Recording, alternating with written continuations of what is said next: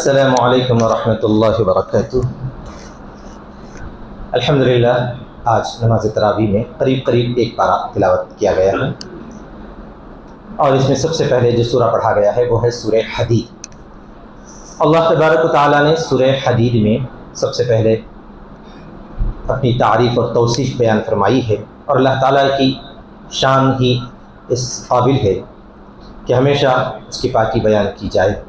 چنانچہ فرمایا کہ اللہ کی پاکی بیان کرتی ہے وہ تمام چیزیں جو آسمانوں میں ہے اور جو زمین میں ہے، وہی غلبے والا ہے، حکمت والا ہے، اسی کے لیے سارے آسمانوں کی اور سارے زمینوں کی بادشاہت ہے، اور وہ ہر چیز پر قادر ہے۔ پھر اس کے بعد فرمایا اے لوگو ایمان لاؤ اللہ پر اور رسول صلی اللہ علیہ وسلم پر، اور اس نور پر جو اللہ کے نبی حضرت محمد مصطفیٰ صلی اللہ علیہ وسلم پر نازل کیا گیا ہے، یعنی قرآن مجید۔ اور آگے فرمایا وَمَا لَكُمْ لَا تُؤْمِنُونَ بِاللَّهِ، اور تم ایمان کیوں نہیں لاتے ہو، عقیدے کے اندر اللہ کی توحید کو اور محمد صلی اللہ علیہ وسلم کی رسالت کو کیوں مضبوط نہیں بٹھاتے ہو۔ وَالرَّسُولُ يَدْعُوكُمْ لِتُؤْمِنُوا بِرَبِّكُمْ وَقَدْ أَخَذَ مِيثَاقَكُمْ إِن كُنتُم مُّؤْمِنِينَ، اور رسول صلی اللہ علیہ وسلم تم کو بلا رہے ہیں تاکہ تم اللہ پر ایمان لاؤ اور محمد صلی اللہ علیہ وسلم پر ایمان لاؤ، تاکہ تمہارے لیے دنیا اور آخرت کا فائدہ ہو۔ پھر اللہ تعالیٰ نے یہ بھی ارشاد فرمایا ہے کہ کون ہے وہ جو اللہ تبارک و تعالیٰ کو اچھا قرضہ دے گا۔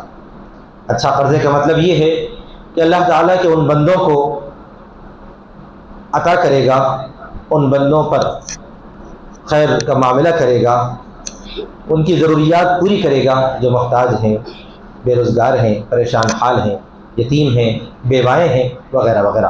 جو کوئی ان کی کفالت کرے گا تو گویا کہ اس نے اللہ تعالیٰ کو بہترین قرض دیا ہے۔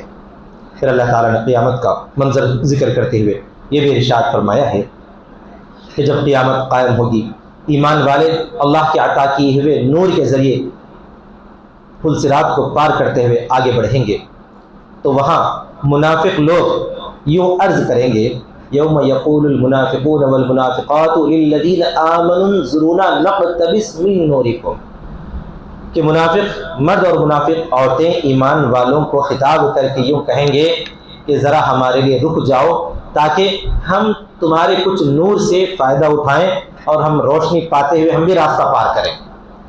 تو ایمان والے کیا جواب دیں گے اس وقت؟ قیل ارجعوا وراءکم فالتمسوا نورا، پلٹو تم اپنے پیچھے چلے جاؤ اور تم خود اپنے نور کو تلاش کرو، ہمارے نور سے یہاں تمہیں کوئی فائدہ نہیں ہوگا۔ دنیا میں ایک دوسرے سے فائدہ اٹھا سکتے ہیں، کسی کی تعلیم سے دوسرا مستفید ہو سکتا ہے، لیکن وہاں جس کے پاس نیکیاں ہیں وہی فائدہ اٹھانے والا ہے، کوئی کسی کو نیکی دینے والا نہیں، کوئی کسی کو نور بانٹنے والا وہاں پر نہیں، تو روشنی تو لوگ دیں گے نہیں۔ تو منافق لوگ کہیں گے کہ کیا ہم دنیا میں تمہارے ساتھ نہیں تھے؟ الم نکم معکم، کیا ہم دنیا میں تمہارے ساتھ نہیں تھے؟ ہم بھی مسجد کو آیا کرتے تھے۔ یعنی منافق زبان سے جو ہے زبان سے اسلام کا کلمہ پڑھ رہے ہیں، دل میں کفر چھپا ہوا ہے، ویسے ہی مسجد کو آ رہے ہیں، نماز پڑھ رہے ہیں، کیا تم ہمارے ساتھ نہیں تھے؟ تو جواب میں یہ لوگ کہیں گے کہ قالوا بلا ولکنکم فتنتم انفسکم، ہاں ظاہراً تم ہمارے پاس تو تھے، ہمارے ساتھ تو تھے، لیکن تم نے اپنے آپ میں فتنہ ڈال لیا تھا، فتنے میں تم مبتلا ہو چکے تھے، تم انتظار کرتے تھے کہ مسلمانوں پر کوئی مصیبت آ پڑے تو تم جو ہے ہم سے اپنا ناطہ توڑ لیں۔ چنانچہ منافقوں کی یہی حرکت تھی، جتنے غزوات ہوئے ہیں ان تمام غزوات میں منافقین دور دور سے تماشا دیکھتے رہتے تھے، اور یہ انتظار میں رہتے تھے کہ اگر مسلمانوں کو نقصان ہوگا تو ہم کھلم کھلا کفر کا اعلان کر دیں گے۔ تو اللہ تعالیٰ نے قیامت میں منافقوں کے بارے میں یہ فرمایا کہ وہ لوگ جہنم کا ایندھن بننے والے ہیں، انہیں کوئی فائدہ ہونے والا نہیں، جبکہ ایمان والوں کے لیے بڑی کامیابی کا اللہ تعالیٰ نے وعدہ فرمایا۔ ان واقعات کو ذکر کر کے قیامت کے اس منظر کا یاد دلا کر اللہ تعالیٰ نے یوں ارشاد فرمایا ہے الم یأن للذین آمنوا ان تخشع قلوبہم لذکر اللہ، کیا ایمان والوں کے لیے ابھی وہ وقت نہیں آیا کہ ان کے دل اللہ تبارک و تعالیٰ کی اطاعت کے لیے جھک جائیں؟ یعنی جب یہ آیتیں پڑھی جاتی ہیں، ان کا مفہوم سمجھا جاتا ہے تو ایمان والوں کا دل پسیجنا چاہیے، ان کے رونگٹے کھڑے ہو جانا چاہیے، وہ اللہ کی عبادت کے لیے، اللہ کی معرفت کے لیے اپنے آپ کو بچھا دیں، اور اللہ تعالیٰ کے لیے اخلاص کے ساتھ عبادت کرنے والے کو بن جائیں. لیکن پتہ نہیں ایمان والے جو ہے غفلت کی زندگی کیوں گزار رہے ہیں. یہ اللہ تعالیٰ ہم سب سے پوچھتا ہے. تو ہماری ذمہ داری ہے کہ ہم فوراً یوں عرض کریں کہ پروردگار الآن قد حان، ہاں یقیناً اب وقت آ چکا ہے، ہم اب غفلت کی زندگی نہیں گزارنے والے ہیں. انشاءاللہ ہم آئندہ پورے سچے مطیع اور فرمانبردار ہو کر زندگی گزاریں گے. اسی وجہ سے آگے پروردگار نے فرمایا ان المصدقین والمصدقات اقرضوا اللہ قرضا حسنا یضاعف لهم ولهم اجر کریم. جو سچے لوگ ہیں، چاہے وہ مرد ہو چاہے وہ عورتیں ہوں، اور جو اللہ تبارک و تعالیٰ کے لیے قرض حسنہ دیتے ہیں، یعنی غریبوں بیواؤں کا خیال کرتے ہیں، ان کے لیے بہت بڑا اجر ہے. اتنا بڑا اجر ہے کہ کسی آنکھ نے اس اجر کو نہیں دیکھا، کسی کان نے نہیں سنا، کسی قلب پر اس کا وہم نہیں گزرا. اتنا بڑا اجر اللہ نے تیار کر رکھا ہے، اتنا عزت والا اجر ہے. پھر آگے اللہ تعالیٰ نے فرمایا اعلموا انما الحیات الدنیا لعب ولهو وزینۃ وتفاخر بینکم وتکاثر فی الاموال والاولاد. آدمی سب دنیا ہی کے لیے اپنی تن من دھن جھونک دیتا ہے، لگا دیتا ہے، اپنی پوری توانائی صرف کرتا ہے. جان لو کہ دنیاوی زندگی بس کھیل کود ہے، تماشا ہے، بس تھوڑا سا مال و دولت کی فراوانی ہے، ایک دوسرے پر فخر جتانا ہے، لیکن آخرت کے لیے کچھ اس میں موجود نہیں ہے. اس کے بالمقابل آخرت میں اللہ تبارک و تعالیٰ کی رضامندی ہے، اور اللہ کی رضامندی سب سے بڑی چیز ہے. اللہ تعالیٰ ان لوگوں کو یہ رضامندی نصیب فرمائیں گے جو دنیا میں اللہ تبارک و تعالیٰ کی اطاعت کرتے ہوئے زندگی گزاریں. پھر اس کے بعد آگے یہ بھی ارشاد فرمایا یا ایھا الذین آمنوا اتقوا اللہ، اے ایمان والو اللہ سے ڈرو، وآمنوا اور اللہ ہی پر ایمان لاؤ، اللہ کے رسول صلی اللہ علیہ وسلم پر ایمان لاؤ. اور اگر یہ کیفیت بھی، یہ عمل اہل کتاب بھی انجام دیں گے. اہل کتاب وہ لوگ جو یہود ہیں یا جو نصرانی ہیں یا کسی اور مذہب کے ماننے والے ہیں لیکن آسمانی مذہب کا ان کے پاس عقیدہ ہے، وہ سب اہل کتاب کہلاتے ہیں. قرآن مجید میں عام طور پر یہود اور نصارہ ان دونوں کو خطاب کر کے اہل کتاب کہا گیا ہے. اللہ تعالیٰ فرماتا ہے کہ اگر اہل کتاب بھی ایمان لا لیں گے، وہ لوگ بھی محمد صلی اللہ علیہ وسلم کو نبی مان لیں گے، تسلیم کر لیں گے اور اللہ کی پوری اطاعت کریں گے، تو اللہ تعالیٰ ان کو دگنا اجر عطا فرمائیں گے.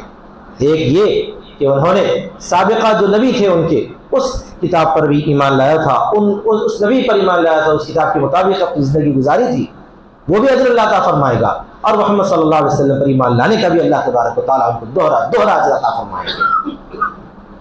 اللہ تعالیٰ نے ان کے لیے یہ بہترین گولڈن چانس بیان فرمایا ہے کہ اگر تم کو دوہرا اجر چاہیے تو محمد صلی اللہ علیہ وسلم پر ایمان لاؤ اور دو اجر اپنے دونوں ہاتھوں سمیٹ لو. پھر اس کے بعد اللہ تعالیٰ نے فرمایا وہی اللہ غالب ہے، حکمت والا ہے. سورہ حدید کے بعد ہے سورہ مجادلہ. سورہ مجادلہ کے معنی ہی ہے بحث مباحثہ کرنا. رسول اکرم صلی اللہ علیہ وسلم کی خدمت اقدس میں خاتون حاضر ہوئی اور انہوں نے اپنی ایک شکایت پیش کی کہ ان کے شوہر نے ان کے ساتھ زہار کر لیا تھا. قدیم زمانے میں عربوں میں ایک تصور تھا، ایک رواج تھا کہ اگر کوئی اپنی بیوی کو حرام کرنا ہوتا تو اس کو کہتا کہ تو میرے لیے میرے ماں کی پیٹھ کی طرح ہے، مطلب یہ کہ تو میرے لیے حرام ہو چکی ہے. اس طرح کہہ کر ایک شخص نے، ان کے شوہر نے ان کو جو ہے اپنے اوپر حرام کر لیا. رسول اکرم صلی اللہ علیہ وسلم کی خدمت میں وہ حاضر ہوئی. آ کر انہوں نے پوچھا کہ اللہ کے رسول اس بارے میں کیا حکم ہے. اس وقت تک قرآن مجید میں کوئی حکم نازل نہیں ہوا تھا، تو آپ صلی اللہ علیہ وسلم نے فرمایا اب تک تو کوئی حکم آیا نہیں ہے، بہرحال فی الحال تم انتظار کرو، اب تک کا جو قاعدہ قانون عربوں کا جو رواج چل رہا ہے اسی کے مطابق بظاہر فیصلہ ہوگا، ورنہ تم انتظار کرتے رہو. پھر اللہ تبارک و تعالیٰ نے آیت نازل فرمائی، اس میں زہار کا حکم بیان فرمایا. اگر کوئی حرام کرنے کے ارادے سے ایسے جملے کہتا ہے اپنی بیوی کے لیے تو بیوی اس پر حرام ہو جاتی ہے. البتہ طلاق واقع نہیں ہوتی، حرام ہونے کے بعد بھی دوبارہ حلال ہونے کے لیے کفارہ ادا کرنا ہوتا ہے. کفارہ یہ ہے کہ غلام کو آزاد کیا جائے، اگر وہ کسی کی سکت اور طاقت نہیں ہے تو پھر 2 مہینے کے مسلسل روزے رکھے جائیں بلا کسی وقفے کے، ایک دن بھی بیچ میں وقفہ نہ کیا جائے اور یہ بیوی کو ہاتھ لگانے سے پہلے کیا جائے. اگر کوئی بیمار ہے، ضعیف ہے، کمزور ہے، 2 مہینے کے مسلسل روزے نہیں رکھ سکتا تو ویسے مجبور آدمی کے لیے تیسرا آپشن رکھا گیا ہے کہ وہ 60 مسکینوں کو کھانا کھلائے. جب 60 مسکینوں کو 2 وقت، مسکین یعنی غریب ضرورت مند، 2 وقت میں کھانا کھلائے گا تو پھر بیوی اس پر حلال ہو جائے گی. یہ اللہ تعالیٰ نے حکم بیان فرمایا ہے. چنانچہ ان صاحب نے وہ عمل کر لیا تو پھر وہ خاتون اپنے شوہر پر حلال ہو گئی. بہرحال یہ کوئی اچھا عمل نہیں ہے، ایسا کرنا نہیں چاہیے. ویسے بھی آج کل اس کا کوئی جو ہے عام طور پر طریقہ نہیں ہے، لیکن اگر کوئی بھی ایسے جملے کہہ کر جو اپنی بیوی کے لیے حرام اپنے اوپر حرام کر لیتا ہے، یعنی محرمات کو تشبیہ دے کر، ماں کو، بہن کو یا پھوپھی وغیرہ کو تشبیہ دے کر اپنے اوپر حرام کر لیتا ہے، تو پھر بیوی اس پر حرام ہو جاتی ہے۔ مسئلہ یہاں پر بیان کر دیا گیا۔ اس کے بعد اور احکام بھی بیان فرمائے ہیں، خاص طور پر جو ہے مسلمانوں کے آپسی تعلقات کے لیے بھی یہاں حکم بیان فرمایا گیا ہے کہ ایک مسلمان دوسرے سے محبت رکھے اور نفرت دلوں میں بالکل نہ رکھے۔ مجلس کے آداب بھی بیان فرمائے گئے ہیں، جب مجلس میں جگہ تنگ ہو اور کوئی دوسرے آدمی حاضر ہو تو مسلمانوں کو چاہیے کہ کشادگی اختیار کرے، یعنی جگہ کو جو ہے تھوڑا سا آنے والے کے لیے جگہ کھول دے۔ یا ایھا الذین آمنوا اذا قیل لکم تفسحوا فی المجالس فافسحوا، تم جگہ کھول دو، کشادہ کرو، ان کے لیے بیٹھنے کی جگہ فراہم کرو۔ یفسح اللہ لکم، اگر تم کسی اپنے بھائی کو جگہ دے دو گے، ان کی ضرورت پوری کرو گے، تو اللہ تعالیٰ تمہاری ضرورت پوری کرے گا، تمہارے لیے کشادگی نصیب فرمائے گا، دنیا میں بھی آخرت میں بھی۔ پھر اللہ تعالیٰ نے یہ بھی ارشاد فرمایا ہے کہ جو ایمان والے ہوتے ہیں وہ اللہ کا گروہ ہوتے ہیں، اور جو کافر ہیں وہ شیطان کا گروہ ہے۔ جو اللہ کے گروہ ہیں ان کا معاملہ یہ ہے کہ ان لوگوں کے لیے اور اللہ کے رسول محمد صلی اللہ علیہ وسلم کی محبت کے مقابلے میں کوئی چیز کی اہمیت نہیں۔ اگر کوئی آدمی اللہ کو اور اللہ کے رسول صلی اللہ علیہ وسلم کی محبت کو چھوڑ کر اپنے باپ کی، بھائی کی، خاندان کی اور اسی طرح اپنی اولاد کی محبت میں گرفتار ہوگا تو وہ بالکل ہی ناپسندیدہ آدمی ہوگا۔ ایمان والوں کا تقاضا یہ ہوتا ہے کہ وہ لوگ ان تمام محبتوں کو اللہ اور اللہ کی محبت پر قربان کر دیتے ہیں، اسی لیے اللہ تبارک و تعالیٰ ان سے راضی ہے، خوش ہے، انہیں اللہ کا گروہ قرار دیتا ہے۔ پھر آگے ارشاد فرمایا گیا سورہ حشر میں نبی اکرم صلی اللہ علیہ وسلم کو ایسے بعض جنگ کے احکامات دیے گئے ہیں کہ کافر لوگ، مشرک لوگ مسلمانوں پر عرص حیات اگر تنگ کر رہے ہوں، مسلمانوں کو ستا رہے ہوں، ظلم کر رہے ہوں، تو جواب میں ان سے انتقام لینے کی اجازت ہے۔ چنانچہ مختلف یہود کے قبائل نے مسلسل مدینہ منورہ کے مسلمانوں کو اسی طرح اسلام لانے والوں کو ستانا اور تنگ کرنا اپنا مشغلہ بنا رکھا تھا، تو ان کے خلاف اعلان جنگ کیا گیا اور ان کو سخت سزائیں دی گئی، وہاں سے مال غنیمت بھی حاصل ہوا۔ اللہ تبارک و تعالیٰ نے اس مال غنیمت کا حکم بھی بیان فرمایا کہ یہ مال غنیمت جو حاصل ہوتا ہے، اور دو چیزیں، مال فے بھی ہوتا ہے، ایک مال غنیمت۔ مال فے میں جنگ وغیرہ کی نوبت نہیں آتی، ویسے ہی مال حاصل ہوتا ہے، تو اس کے بارے میں حکم فرمایا گیا ہے کہ وہ اللہ اور اللہ کے رسول صلی اللہ علیہ وسلم کے لیے، بیت المال کے لیے ہے، اور اس میں سے نبی صلی اللہ علیہ وسلم جو بھی عطا فرمائے وہ لینے کی اجازت ہے، اور جس سے منع کریں اس سے رکنے کا حکم ہے۔ ساتھ میں فرمایا گیا کہ اللہ کے رسول صلی اللہ علیہ وسلم کا جو بھی حکم آتا ہے، کسی بھی معاملے میں آتا ہے، ماننا تم پر فرض ہے، لازم ہے، ضروری ہے، اور نبی صلی اللہ علیہ وسلم جس چیز سے بھی منع کریں، جس معاملے میں بھی منع کریں، تم کو رک جانا بے حد ضروری ہے، ورنہ تم نقصان اٹھاؤ گے۔ پھر اللہ تعالیٰ نے فرمایا کہ ایمان والوں کا کام یہ ہوتا ہے کہ وہ اپنے مومن بھائیوں کے لیے دعائیں کرتے ہیں، خاص طور پر ان ایمان والوں کے لیے دعائیں کرتے ہیں جو ان سے پہلے گزر چکے ہیں، ان کے لیے دعا کرتے ہیں کہ اللہ ان کے ساتھ خیر کا معاملہ فرما۔ یہ ایمان والوں کی خصوصیت ہوتی ہے۔ لیکن منافقوں کا حال یہ ہے کہ وہ ہمیشہ مسلمانوں کے خلاف دلوں میں نفرت رکھتے ہیں اور انتظار کرتے ہیں کہ مسلمانوں پر کوئی مصیبت آ پڑے، اسی انتظار میں رہتے ہیں، اور یہودیوں کو اور کافر و مشرک لوگوں کو یہ اطلاعات بھیجتے رہتے ہیں خفیہ طریقے پر کہ تم جو ہے مسلمانوں کے خلاف کارروائی کرو، ہم یہاں سے جو ہے بغاوت کریں گے، نعوذ باللہ۔ اس طرح کی ان کی حرکتیں تھیں۔ اللہ فرماتا ہے کہ ان کی بالکل ہمت ہے ہی نہیں۔ اگر جو ہے اللہ تبارک و تعالیٰ ان کی شناخت ظاہر کر دے تو وہ لوگ کبھی کا ختم کر دیے جاتے، لیکن اللہ تعالیٰ حکمتاً ان منافقین کی شناخت کو چھپا کر رکھا ہے۔ یہ اللہ تعالیٰ نے خاص طور پر بیان فرمایا، اور آخر میں سورہ حشر کے آخر میں وہ عظیم آیتیں ہیں جس میں اللہ تبارک و تعالیٰ کے اسماء الحسنی بیان کیے گئے ہیں، اور سارے مسلمانوں کو حکم دیا گیا ہے کہ تم اللہ کے اچھے اچھے ناموں کے ساتھ دعا کرو، وَلِلَّهِ الْأَسْمَاءُ الْحُسْنَىٰ فَادْعُوهُ بِهَا۔ دوسری آیت میں ہے، یہاں پر ارشاد فرمائے گا وہی اللہ ہے، رحمان ہے، رحیم ہے، اور کئی نام اللہ کے اچھے اچھے ذکر کیے گئے۔ نبی اکرم صلی اللہ علیہ وسلم نے حکم فرمایا کہ اللہ کے 100 اچھے نام ہیں، جو ان ناموں کو یاد کر کے ان کو پڑھ کر اللہ سے دعا کرتا ہے تو اللہ تعالیٰ اس کی دعاؤں کو قبول فرماتا ہے۔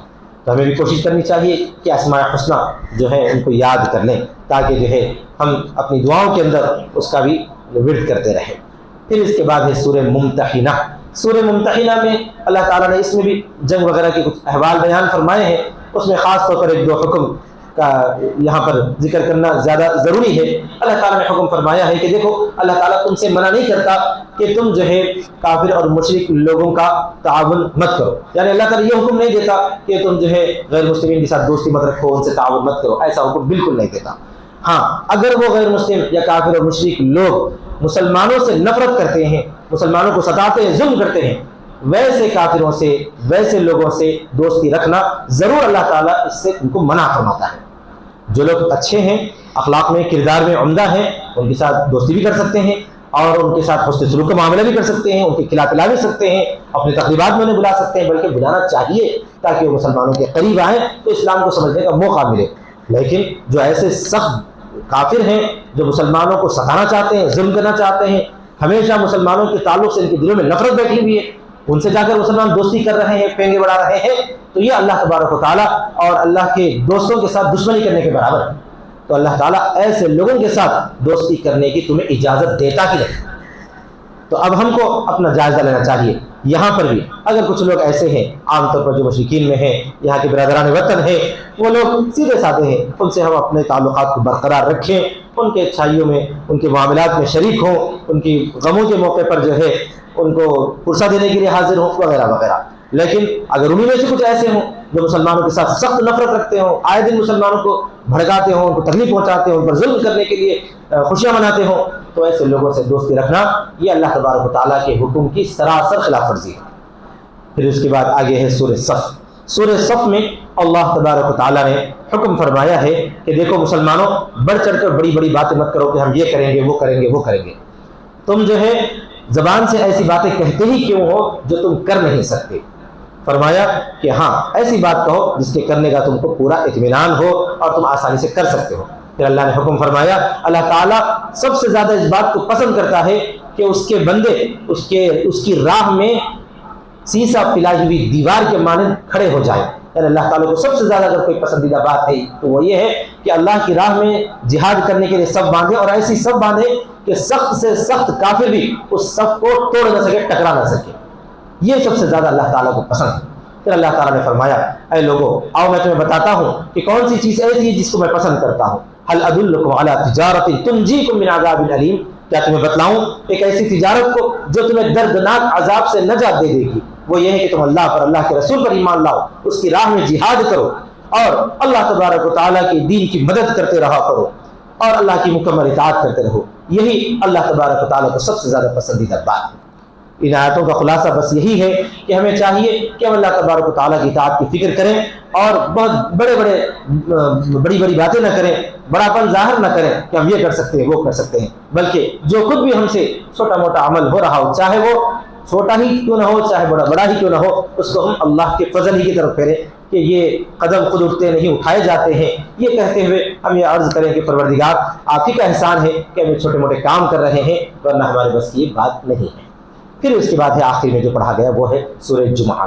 سورہ جمعہ میں اللہ تبارک و تعالیٰ نے ابتدا میں اپنی تعریف اور توصیف بیان فرمائی ہے اور یہودیوں کی مثال دیتے ہوئے یہ ارشاد فرمایا ہے کہ بعض یہود کا حال یہ ہے کہ وہ جو ہے مثل الذین حملوا التوراۃ، وہ تورات کو تو اٹھائے ہوئے ہیں، مطلب یہ ہے کہ اللہ تعالیٰ نے تورات بھیجی تھی، اس کو انہوں نے پڑھ بھی رکھا ہے، یاد بھی رکھا ہے، لیکن اس کے باوجود اس پر عمل نہیں کر رہے ہیں۔ اس طرح پر عمل نہیں کر رہے ہیں۔ تورات میں یہی بھی موجود ہے کہ محمد صلی اللہ علیہ وسلم تشریف لانے والے ہیں، آنے کے بعد محمد صلی اللہ علیہ وسلم پر ایمان لانا ہوگا اور ان کی اطاعت کرنی ہوگی، لیکن وہ لوگ اس کو مان نہیں رہے۔ اس کا مطلب یہ ہے کہ وہ ایک ایسا جو ہے گدھا ہے جس پر علم کا بوجھ لدا ہوا ہے، یعنی کتابیں گدھے کے اوپر لادی گئی ہے، وہی حال ہے۔ یہ مثال ان لوگوں کے لیے جچتی ہے جو جاننے بوجھنے کے باوجود عمل نہیں کرتے۔ اس سے متوجہ کیا گیا، متنبہ کیا گیا اہل علم کو، جو علماء ہیں، پڑھے لکھے لوگ ہیں، جاننے بوجھنے کے باوجود بھی برائیاں کرتے ہیں، تو ان کی مثال گدھوں کی سی ہے جس پر کتابوں کا بوجھ لگا ہوا ہے۔ لہذا ہم پر فریضہ ہے، ذمہ داری ہے، ہم جتنا کچھ جانیں اس پر ضرور عمل کریں، اور نہ جاننے والوں کے لیے حکم ہے جاننے کا کہ ان کو سیکھنا چاہیے، اس پر تاکہ وہ عمل کر سکے. جب سیکھ لیے ہیں تو پھر عمل کرنا ضروری ہے. تو یہ دو لازم اور ملزوم ہیں. پھر اس کے ساتھ ساتھ آخر میں جمعے کا حکم دیا گیا کہ جب جمعے کی اذان ہو جائے تو تم سب کاروبار چھوڑ کر کام دھندا چھوڑ کر صرف اللہ کا ذکر یعنی خطبہ سننے کے لیے دوڑ پڑو, اور خطبے کے اندر جو بات پڑھی جاتی ہے کہی جاتی ہے اس پر جو ہے عمل کرو تاکہ تمہاری دنیا اور آخرت سمجھ جائے. اللہ تعالیٰ ان باتوں پر عمل کرنے کے ہم سب کو توفیق عطا فرمائے. وآخر دعوانا الحمد للہ رب العالمین.